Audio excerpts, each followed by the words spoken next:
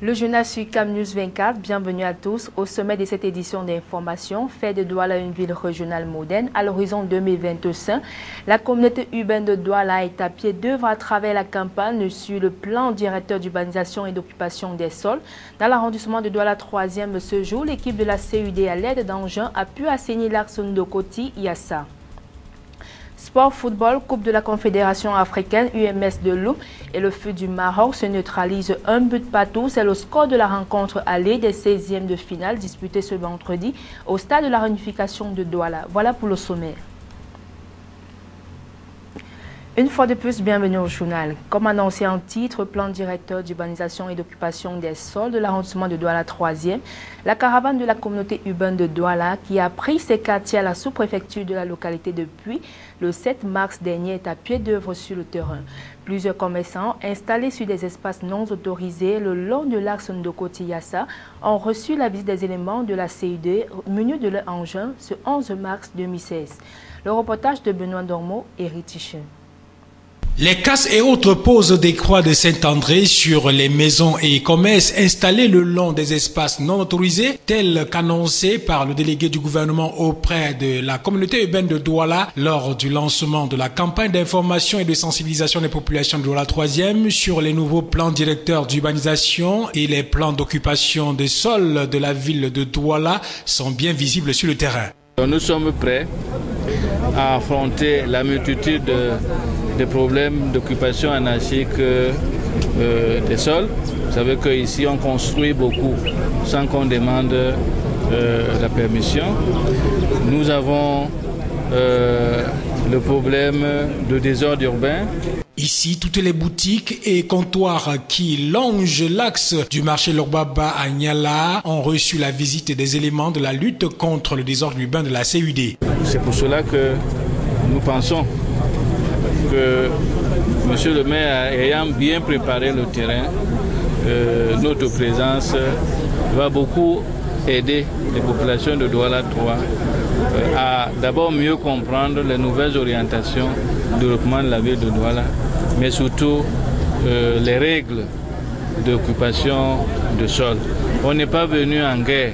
Il est important de noter que le nouveau plan directeur d'urbanisme et les plans d'occupation des sols qui viennent transformer la ville de Douala à l'horizon 2025 en une métropole régionale moderne tournée vers l'avenir ne se fera malheureusement pas sans casse et déguerpissement. Comme quoi, on ne saurait faire d'omelette sans casser les œufs.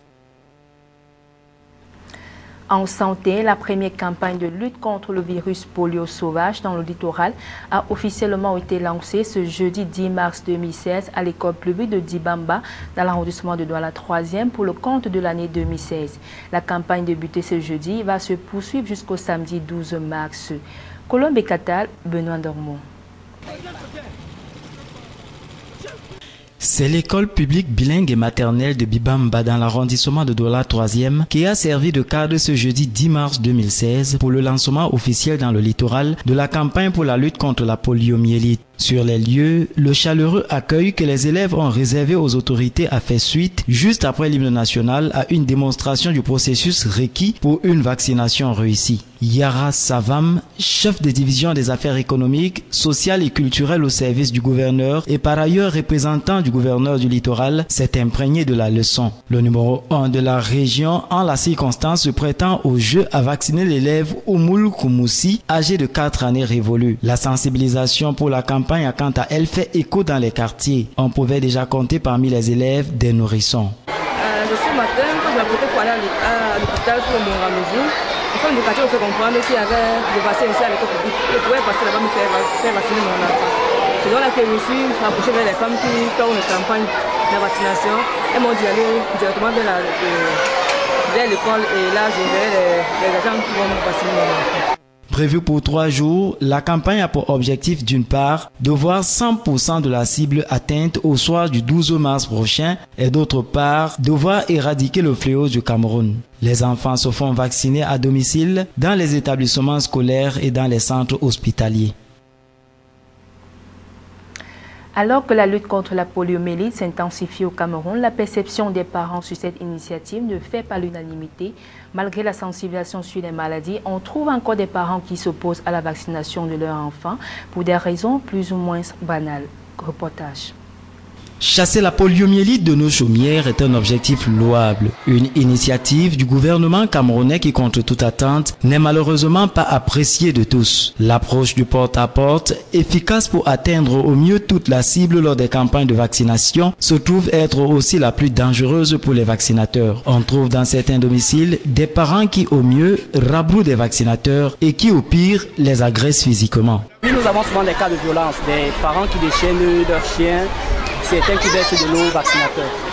Pourtant, des raisons de ces agissements sont tout aussi banales qu'insensées. Certains parents croient que les vaccins viennent plus que détruire les enfants. C'est cette raison qui les pousse souvent de ne pas accepter qu'on puisse vacciner les enfants. Prenons du temps à les conseiller que les vaccins viennent plus que protéger les enfants et non pour les faire du mal. À ces raisons, on peut ajouter des facteurs socio-culturels et religieux. On ne le dira donc jamais assez, il est important de savoir et de faire savoir sur l'implacable ennemi qu'est la poliomyélite. Aux parents réfractaires, rappelez-vous bien de ceci, prévenir vaut mieux que guérir. Éducation, enseignement secondaire, le ministre des Enseignements secondaires poursuit sa visite dans le Grand Nord. Après Ngaoundéré dans la Damawa, Ernest Masséna Ngali Bibéré était l'hôte des enseignants et des élèves de la région du Nord. Le ministre des Enseignements secondaires est venu toucher du doigt les difficultés auxquelles font face les services déconcentrés de ce département ministériel et d'y apporter dans la mesure du possible des solutions adéquates. Justin Armand Bonnier. Notre vie, à toi l'amour et le gâteau. Nommé depuis le 2 octobre 2015, Jean-Ernest Masséna Ngali Bibéré, ministre des Enseignements secondaires, poursuit le tour du propriétaire de ces services déconcentrés à l'effet de s'enquérir de l'état des lieux. Le cap était posé sur Garoua, précisément au lycée classique et moderne qui a servi de cadre à cette première rencontre avec la communauté éducative du Nord. Le bal des allocutions a été ouvert par LH Boba, délégué du gouvernement auprès de la communauté urbaine de Garoua, suivi de Jean Fayami, régional du MINSEP pour le Nord, qui a présenté brièvement le secondaire dans cette partie du pays, et puis le discours tant attendu du nouveau MINSEP qui n'a pas manqué de saluer toutes ces personnes venues à sa rencontre. Dans ses propos, on a retenu la construction d'une délégation régionale et départementale des enseignements secondaires qui, depuis des années, occupe les logements sociaux du Council de Garoua, la dotation des délégations en matériel roulant, équipement des laboratoires, l'accroissement des centres multimédia, pour ne citer que cela. Une partie de cette visite de travail fut le tour des lycées et collèges, le collège Sainte-Thérèse de l'Enfant Jésus, le groupe scolaire Les Hirondelles, le lycée de Ndiambuto, l'ENIET et la délégation régionale du MINSEP pour le Nord. Cette visite s'est achevée par une session de questions-réponses avec pour but de prendre connaissance des problèmes spécifiques des uns et autres afin de trouver un tant soit peu des solutions définitives. Nous ne pouvons pas travailler dans ce département ministériel sans adhésion de tout le personnel du ministère des Enseignements secondaires. Il était donc question de les motiver davantage, de les remobiliser en leur faisant comprendre que le maître mot du ministère des Enseignements secondaires, c'est de la pédagogie. Et éviter tous les errements qui ont été soulignés par le chef de l'État lors de sa dernière adresse à la nation, à la jeunesse, et qui concernait essentiellement les affectations hasardeuses qui mettent à mal notre enseignement. Sport football, Coupe de la Confédération africaine en abrégé CAF, 16e de finale. La phase aller s'est disputée ce vendredi à Douala. UMS de Loum a été contraint au partage des points par le FUS du Maroc. Un but partout. Mené au score, les Camerounais ont trouvé l'égalisation aux ultimes minutes de la fin de la rencontre. Le film de cette affiche avec Michel Ateba et Josué Ngonga. C'est aux ultimes minutes de la partie que le club camerounais va trouver l'égalisation.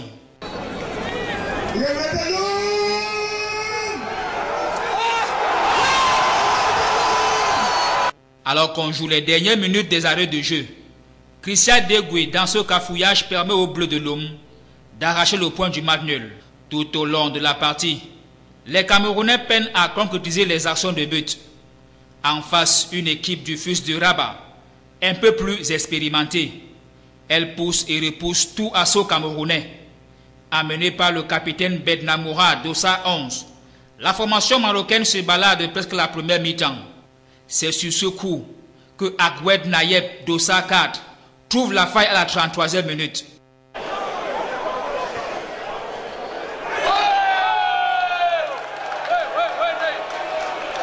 L'excès de suffisant à la deuxième mi-temps va coûter cher au FUS qui encaisse le but d'égalisation. UMS de Loum devrait donc aller chercher la qualification dans quelques semaines au Maroc. Après la confrontation, nos reporters ont recueilli quelques réactions que voici. Je dirais que nous avons eu un trop grand respect pour l'adversaire en première mi-temps. Un respect qui a presque frisé la peur. Il a fallu remonter les enfants après la mi-temps parce que à la 30e minute, sur une erreur de concentration et de marquage, on encaisse un but sur un corner. On a laissé la possession de la balle au FUS de Rabat. En deuxième mi-temps, nous avons secoué les enfants. Il n'était pas possible de présenter une telle image du football camerounais.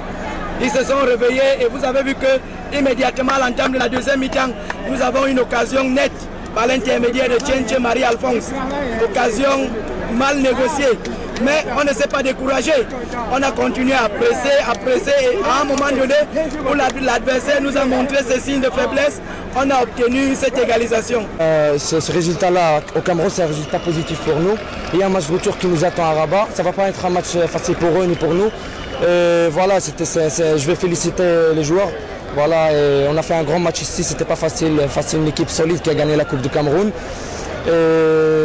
Voilà.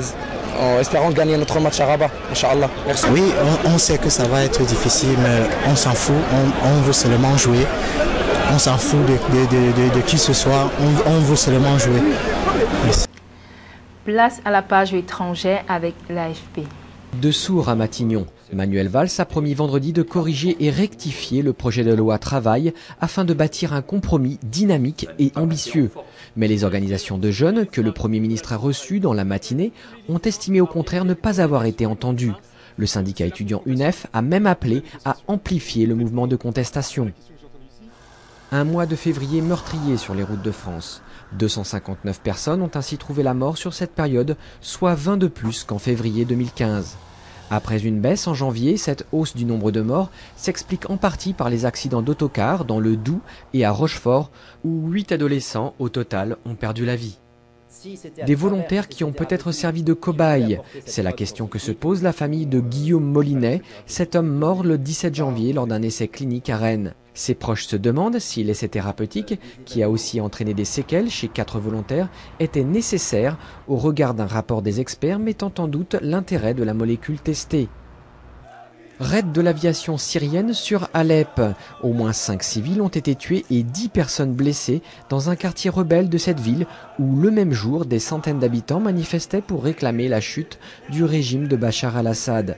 Ce nouvel accroc à la trêve ne devrait pas toutefois empêcher l'ouverture lundi à Genève de pourparlers de paix, l'opposition ayant confirmé sa présence à la table des négociations. Un Français champion du monde de ski freestyle en halfpipe, Kevin Rolland, a décroché un globe devant son public à Tignes en remportant la dernière étape de la Coupe du Monde disputée en nocturne. Le skieur de la Plagne a détrôné les Américains et Canadiens en enchaînant des figures parfaites dans ce demi-tube de glace de 7 mètres de haut et 180 mètres de long.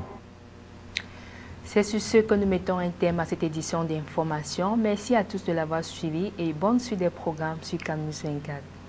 De Sourds à Matignon.